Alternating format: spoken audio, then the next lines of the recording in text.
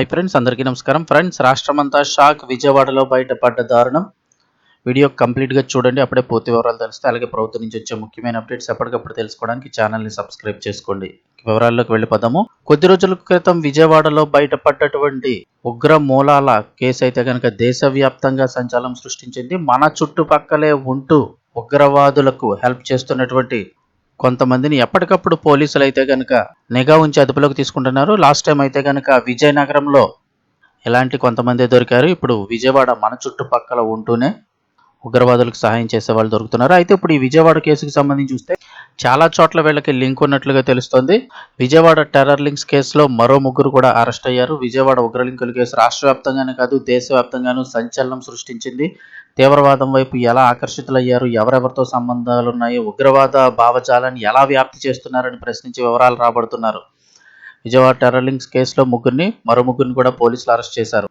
బీహార్లోని ఔరంగాబాద్కు చెందిన అజంతుల్లా ఖాన్, రాజస్థాన్లోని జోధ్పూర్కు చెందిన జీషాన్ అబ్దుల్ మజీద్, మహారాష్ట్రలోని నవీ ముంబైకి చెందిన షేక్ ఫైజ్ను కూడా పోలీసులు అదుపులోకి తీసుకుని విజయవాడకే తీసుకొచ్చారు. ప్రస్తుతం ముగ్గురు నిందితులు కూడా టాస్క్ ఫోర్స్ అదుపులో ఉన్నారు. రహస్య ప్రదేశంలోంచి వీరిని విచారణ అయితే చేస్తున్నారు. విజయవాడ ఉగ్రలింకుల కేసు రాష్ట్ర వ్యాప్తంగానే కాదు, దేశవ్యాప్తంగా కూడా సంచలనం సృష్టించింది.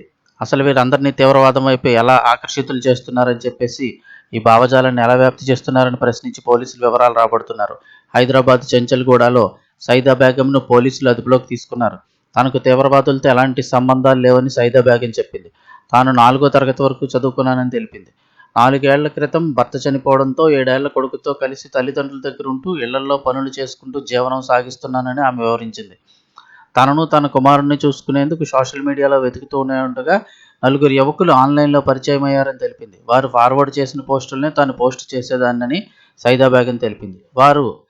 తన ఐడిని వారు ఉపయోగించుకునేవారని కేంద్ర నిఘా అధికారులకు తెలిపింది. అంటే విజయవాడ యువకులకు సంబంధించి హైదరాబాద్లో కూడా ఒక ఆవిడని అయితే అరెస్ట్ చేశారు. వారితో లింక్ ఉన్న ఒక ఆవిడని. ఇక పాకిస్తానీ హ్యాండర్లతో సంబంధాలు ఏర్పరచుకొని సోషల్ మీడియా ద్వారా ఉగ్రవాద కార్యకలాపాలకు పాల్పడుతున్నారని పోలీసులు ఆరోపిస్తున్నారు. మహమ్మద్ డానిష్, మీర్జా సోహైల్, మహమ్మద్ అలాగే రహంతుల్లా షరీఫ్ను అరెస్ట్ చేసిన పోలీసులు వీరిపై పలు సెక్షన్ల కింద కేసులు నమోదు చేశారు. యువకులు టెలిగ్రామ్, ఇన్స్టాగ్రామ్ వంటి సోషల్ మీడియా వేదిక ద్వారా యువతను ఉగ్రవాద భావజాలం వైపు ఆకర్షితం చేసే ప్రయత్నం చేస్తున్నట్లు పోలీసులు గుర్తించారు. వీరికి పాక్ హ్యాండర్లు నిధులు సమకూరుతున్నట్లు నిఘా వర్గాలు అయితే అనుమానిస్తున్నాయి. సో చూస్తున్నారు కదా, మన చుట్టుపక్కలే ఉంటూ తిరిగి లోకల్ యువకులందరినీ కూడా, దేశంలోని యువకులను ఉగ్రవాదం వైపు ఆకర్షితులు చేసే విధంగా వీళ్ళు ప్రవర్తిస్తున్నారు.